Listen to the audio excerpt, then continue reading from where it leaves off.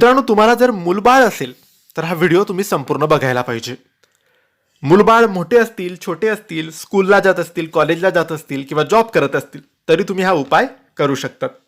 उद्या मित्रांनो रविवार आहे, सुट्टीचा दिवस, आणि उद्या आहे सगळ्यात मोठी अमावस्या, मौनी अमावस्या.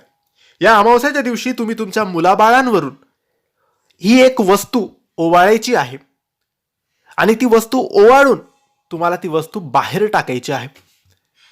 याने मुलाबाळांची प्रगती होईल आणि त्यांच्यावरील सर्व वाईट ऊर्जा नक्की उतरेल. भरपूर वेळेस लहान मुलं जे असतात, स्कूलला जाणारी, कटकट करतात, चिडचिड करतात, त्यांच्या अभ्यासात लक्ष लागत नाही, किंवा भरपूर लहान मुलं हे सारखी आजारी राहतात, अभ्यास करत नाही. जॉबला जाणाऱ्या मुलांची प्रगती व्हावी, कॉलेजला जाणाऱ्या मुलांचे शिक्षण चांगलं व्हावं, त्यांचं रक्षण व्हावं, त्यांच्यावर जीही इडा पिडा आहे, कोणाची नजर आहे, बाधा आहेत, ते सगळं उतरवावं म्हणून तुम्ही हा उपाय, हा तोडगा, हे काम मौनी अमावस्याच्या दिवशी करायचं आहे, म्हणजेच रविवारी. मग हे काम, हा उपाय तुम्ही सकाळी केला तरी चालतो, दुपारी केला तरी चालतो, संध्याकाळी केला तरी चालतो. तुमचे मुलं, तुमचे जे संतान आहे ती तुमच्या जवळ असेल तर त्यांच्यावरून तुम्ही ओवाळायचं आहे. आणि तुमच्या जवळ नसतील, बाहेरगावी शिकायला असतील, नोकरी करायला असतील तर फक्त तुमच्या मुलाबाळांचं नाव घेऊन तुम्ही ही वस्तू बाहेर टाकायची आहे. आता ही वस्तू कोणती? तर मित्रांनो, ही वस्तू म्हणजे तुम्हाला भात शिजवायचा आहे, भात करायचा आहे. भात करण्याचा नियम काय आहे की आपण जेव्हा भात करतो तेव्हा त्याच्यात मीठ टाकतो, थोडं तूप किंवा तेल टाकतो.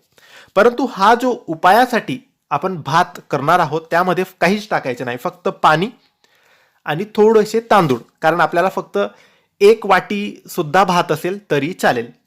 तर फक्त तांदूळ आणि पाणी घ्यायचं आहे, त्याला शिजवायचं आहे व्यवस्थित, आणि एका ताटलीत किंवा वाटीत तो भात संपूर्ण काढून घ्यायचा. उरलेला भात खायचा नाही, म्हणून थोडासाच भात शिजवा, फक्त उपायासाठी शिजवा. असं नाही की जास्त झाला आता तो उरलेला आम्ही खाऊ, नाही.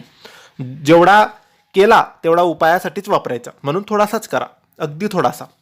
त्यानंतर मुलाबाळांना तुम्ही खाली बसवायचं आहे, देवघरात बसवा, हॉलमध्ये बसवा, आणि त्यांच्यावरून आरती जसं आपण ओवाळतो तसं 7 वेळेस ओवाळून घ्या. एकच वाटी भात 2-3 मुलांवरून ओवाळलं तरी चालेल. तुमचे 2 मुलं असतील तर दोघींवरून एकच वाटी ओवाळा, काही हरकत नाही. 2-2 वाट्या करायची गरज नाही, एकच वाटीत दोघी मुलांवरून ओवाळायचं आहे.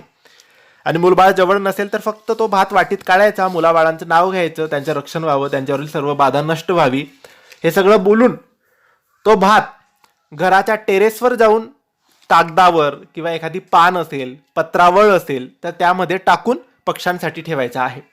किंवा तो भात तुम्ही गाईला खाऊ घालू शकतात, किंवा तो भात तुम्ही कुत्र्याला सुद्धा खाऊ घालू शकतात.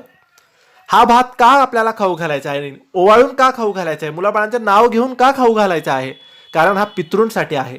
अमावस्याचा दिवस हा पितृंचा दिवस असतो, आणि ओवाळून आपल्या मुलाबाळांचं नाव घेऊन आपण तो भात कावळ्याला, पक्ष्यांना किंवा गाईला खाऊ घातला तर पितृ प्रसन्न होतात, आणि पितृंची छाया मुलाबाळांवरून उतरते, त्यांच्या पितृ सुद्धा रक्षण करतात आणि त्यांची प्रगती होते. म्हणून हा उपाय, हे काम तुम्ही नक्की करा.